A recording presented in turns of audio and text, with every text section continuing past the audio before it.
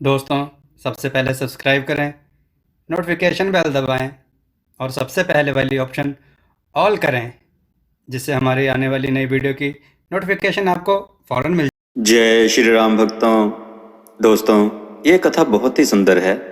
आज की कथा है नाई और मंत्री का षड्यंत्र, राजा तथा चार मित्र। आइए कथा श्रवण करें। बहुत समय पहले की बात है। एक गांव में चार मित्र थे। चारों भीषण गरीब, भीख मांगकर किसी तरह जीवन गुजारते। रोज चारों भीख मांगने के लिए निकल जाते। जो मिलता उसी से अपना और अपने परिवार का पेट पालते। बहुत कष्ट में उनका जीवन बीत रहा था। एक दिन चारों ने सोचा कि इस तरह घर घर भीख मांगकर कब तक जीवन चलेगा। क्यों ना राजा के पास जाकर भीख मांगी जाए। राजा जो देंगे उससे निश्चय ही जीवन में कोई अभाव न रह जाएगा। लेकिन राजा के पास जाकर उनसे भद्रता पूर्वक ठीक ठीक बात करनी पड़ेगी। परंतु वे तो गंवार थे।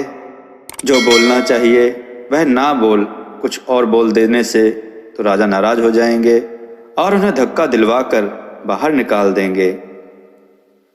राजा से क्या बोला जाए, यह सोचते सोचते चारों राजा से मिलने चल पड़े। चलते चलते उन लोगों ने देखा कि एक मोटा चूहा मिट्टी खोदकर बिल बना रहा है। उसे देखकर एक मित्र चिल्ला उठा, पा गया पा गया। राजा को क्या बोलकर भीख मांगूंगा यह समझ में आ गया। अन्य मित्रों ने उससे पूछा, क्या बोलोगे राजा को? उसने कहा, राजा को कहूंगा, देखिए देखिए मिट्टी खोदे खपाखप। यह सुनकर बाकियों ने सोचा कि हमारी समस्या का हल तो हुआ नहीं। कुछ और आगे चलने पर उन लोगों ने देखा कि एक मेंढक जोर से उछला। यह देखते ही दूसरा मित्र चिल्ला उठा, मिल गया मिल गया। राजा को क्या बोलूंगा, यह मिल गया। बाकी सभी ने पूछा, क्या बोलोगे? उसने कहा, बैठ गया है धपाधप। दो मित्रों की समस्या तो दूर हो गई। बाकी के दोनों मित्र चलते चलते ध्यानपूर्वक रास्ते के दोनों ओर देखते हुए जा रहे थे। अचानक उनकी नजर एक सूअर पर पड़ी। वह कीचड़ में लोटपोट हो रहा था। यह देख एक मित्र उछल पड़ा, पा गया पा गया। राजा को क्या बोलना है, यह पा गया। सभी ने उत्सुकता से पूछा, क्या बोलना है, हमें भी बताओ।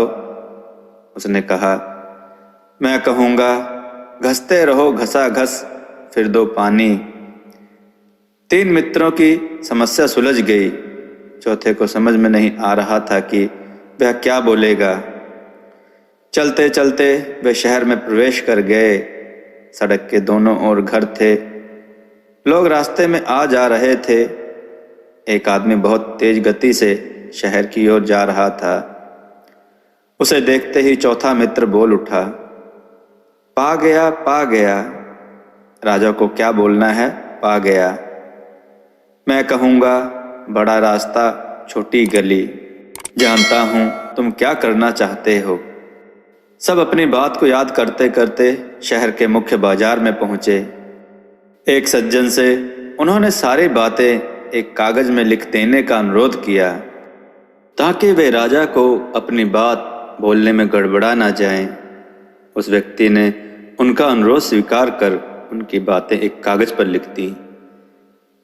चारों राजभवन में पहुंचकर राजा के सम्मुख उपस्थित हुए। वे इस बात पर खुश थे कि राजा को बोलने का कोई जोखिम नहीं रहा। राजा ने कागज को ध्यान से पढ़ा, पर उन्हें कुछ भी समझ में नहीं आया। उन्होंने अपने दिमाग पर बहुत जोर दिया, पर कुछ भी उनके पल्ले नहीं पड़ा। चारों मित्रों ने देखा कि राजा मुश्किल में पड़ गए। उनकी लिखी बातें उनके समझ में नहीं आ रही हैं। उन्हें भय हुआ कि कहीं राजा उन्हें पढ़कर उनका अर्थ समझाने के लिए ना कह दें। उन्हें तो पढ़ना भी नहीं आता था और डर के मारे वे अपनी अपनी बात भूल भी चुके थे।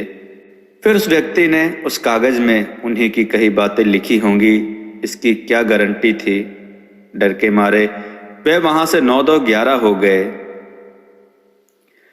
इधर राजा के मंत्री के मन में राजा को मारकर राजगद्दी पर बैठने का पाप जागा।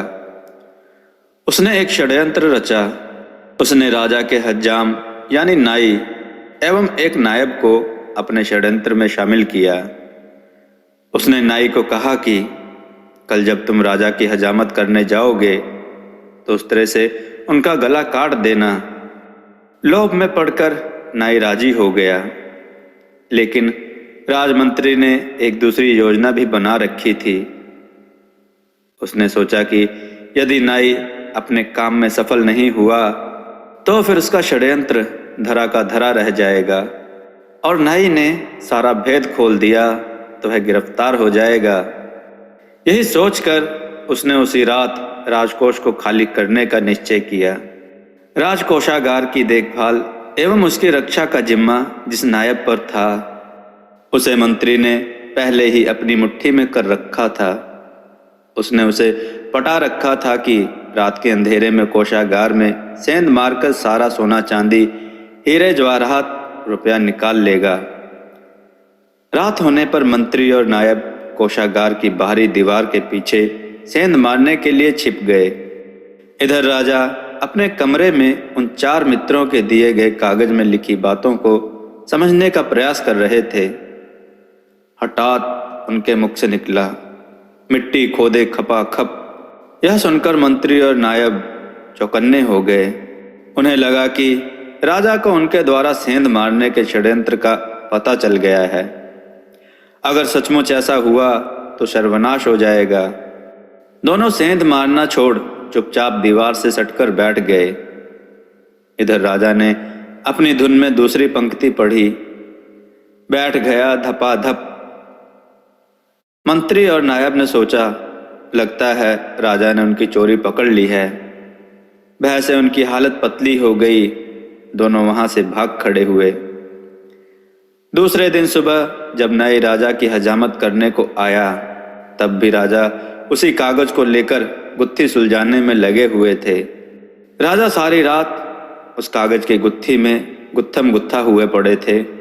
रात को वह एक पल भी नहीं सोए थे, इसीलिए वे उस पहेली को सुलझा रहे थे। योजना अनुसार नाई राजा का गला काटने के लिए उस तरह को धार देने लगा।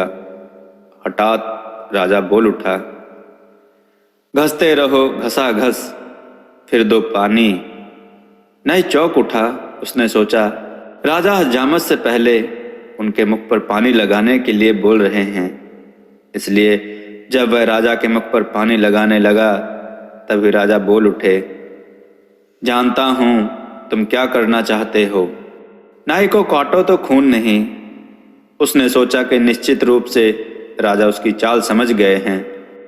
बचने का कोई उपाय न जानकर वह राजा के पैरों पर गिर पड़ा और अपना सारा अपराध स्वीकार कर लिया। इसके साथ ही उसने मंत्री के षड्यंत्र का भी भंडा फोड़ दिया। सब सुनकर राजा ने नायब को आदेश दिया कि मंत्री और नाई को अभी बंदी बनाकर कारागार में बंद कर दिया जाए। नायब ने सिपाही को बुलाकर नाई को गिरफ्तार कर लिया। जब उसे गिरफ्तार कर ले जाया जा रहा था तब राजा के मुख से फिर निकल गया, मिट्टी खोदे खपाखप। यह सुनकर नायब ने सोचा कि यह तो सर्वनाश हो गया। निश्चित रूप से राजा उसके द्वारा सेंध मारने की बात कह रहे हैं। अब तो उसे भी कारागार में जाना पड़ेगा। बिना देर किए वह राजा के पैर पर गिर पड़ा और अपना अपराध स्वीकार कर लिया। अपने खिलाफ चलने वाले इतने बड़े षड्यंत्र को जानकर राजा तो भीषण आश्चर्य में पड़ गए। बाहर जाकर कोषागार की दीवार पर सेंध काटने से हुए गड्ढे को उन्होंने अपनी आंखों से देखा। राजा के आदेश पर तीनों अपराधियों को कारागार में डाल दिया गया। राजा ने सोचा, यह तो सामान्य बात नहीं है। इतने बड़े षड्यंत्र की बात उन चारों ने सांकेतिक रूप से उन्हें पहले ही बता दी थी। उस कागज में लिखी बातों के कारण ही तो आज उनके प्राण बच गए। कोषागार लुटने से बच गया। राजा ने उन चारों को ढूंढने के लिए चारों दिशाओं में अपने दूत भेजे ताकि उन्हें सम्मानित एवं पुरस्कृत कर सके। लेकिन चारों मित्र राजा की उस भंगिमा को देखकर इतने डर गए थे कि वे भागकर कहाँ चले गए। राजा के सैनिकों को इसके लिए बहुत ही मेहनत करनी पड़ी। सैनिकों ने गांव के हर एक घर में जाकर उनके बारे में पता किया। पता करते करते गांव वालों ने बताया कि वे डर के मारे जंगल में जाकर छुपे हैं। सैनिक उनके पास गए और उन चारों को पकड़कर राजा के सामने पेश किया। राजा ने उन्हें आश्वासन देते हुए कहा कि डरो नहीं, तुम लोगों की इन बातों ने ही आज उनके प्राणों की रक्षा की है, इसलिए तुम्हें जो मांगना है तुम मांग सकते हो। ऐसा सुनने के बाद उन चारों मित्रों के जान में जान आई। राजा ने उन चारों मित्रों को बहुत सारा धन और खेती के लिए जगह दी। इससे उन चारों की जिंदगी ही बदल गई और वे उस नगर के धनी व्यक्तियों में गिने जाने लगे। दोस्तों, आपको यह कथा कैसी लगी? अपने विचार और सुझाव कमेंट में जरूर दें। हमारी कथाओं को लाइक करें, हमारे चैनल को सब्सक्राइब करना ना भूलें, कथाओं को शेयर जरूर करें। जय श्री राम भक्तों।